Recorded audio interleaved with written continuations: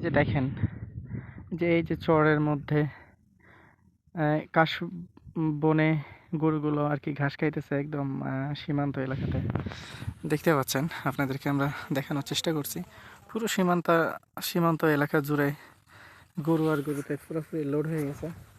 মানে অস্থির একটা জায়গা, মানে গরুর আর কি এক ধরনের রাজ্য বললেই চলে। আমাদের চাঁপাইনবাবগঞ্জের পদ্মা নদীর চর খালি গরুতেই লোড হয়ে আছে এই পদ্মা নদীর চর। তো আমি আপনাদেরকে আজকে দেখাবো ঘুরে ঘুরে। তো অবশ্যই ভিডিওটা আজকে দেখবেন আর কি পরিমাণে বালু রয়েছে। দেখেন সেই পরিমাণ বালি রয়েছে এই চরের মধ্যে, কিন্তু এই বালির মধ্যেই আসছি। এত ঠান্ডা পড়ছে তারপরে মনে হয় না ঠান্ডা, কারণ এই বালির কারণে পুরোপুরি শরীরের মধ্যে গরম লেগে গেছে। আর দেখেন গরুগুলা কীভাবে আছে, পুরো চরের মধ্যেই আর কি গরুগুলা রয়েছে। তো আপনাদেরকে অবশ্যই ঘুরে ঘুরে দেখাবো একটু চরটা। তো এই যে এখানেও দেখেন কাশবনের হচ্ছে যে কাশবনে গরুগুলা সব রয়েছে, ভেড়া সহকারে গরু, ভেড়াও আছে আবার গরুও আছে। দেখতে পাচ্ছেন আপনারা, আপনাদেরকে আসলেই দেখানোর চেষ্টা করছি এই জায়গাটি কোথায় অবস্থিত রয়েছে। তো মূলত এই জায়গাটির নাম হচ্ছে বগলাউড়ির পদ্মা নদীর চর। আর আমরা যদি এই পাশটা আপনাদেরকে দেখাই, যে কালো হয়ে দেখা যাচ্ছে ওটা হচ্ছে ইন্ডিয়া, আর এটা আমি আছি এখন বাংলাদেশে। আর এগুলো সব আর কি সীমান্ত এলাকাতে কাশ ফুলের বনে ঘাস খাচ্ছে। আর আপনাদেরকে আমরা আর কি দেখানোর চেষ্টা করলাম গরুগুলা, বা দেখানোর চেষ্টা করছি। দেখেন তো আসলে অনেক ঠান্ডার মধ্যেও এখানে অনেক গরম লাগছে, কারণ বালিতে পুরা চর আর কি ভর্তি বা লোড হয়ে আছে, এই জন্য আর কি এখানে গরমও লাগছে। কিন্তু সাপের রিস্কটা ফুল পরিমাণে রয়েছে, কারণ বুঝতেই পারছেন বর্ডার এলাকাতে তো এগুলোতে যে কোনো সাপ থাকে না, সর্বোচ্চ বিষাক্ত সাপ থাকে।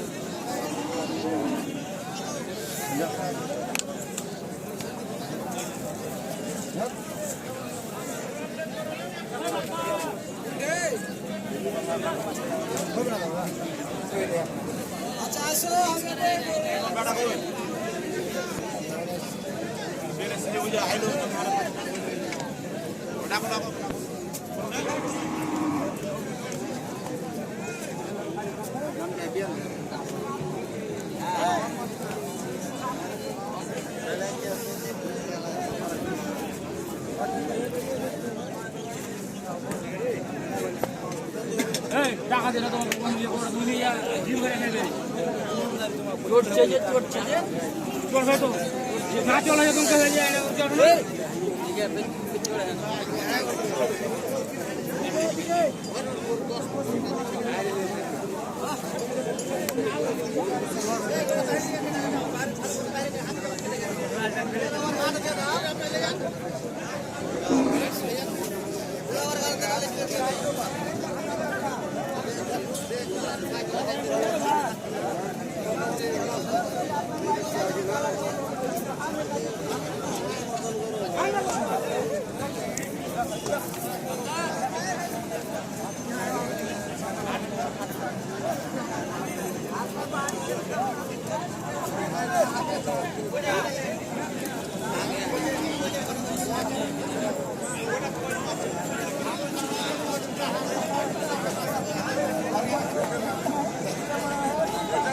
টাকা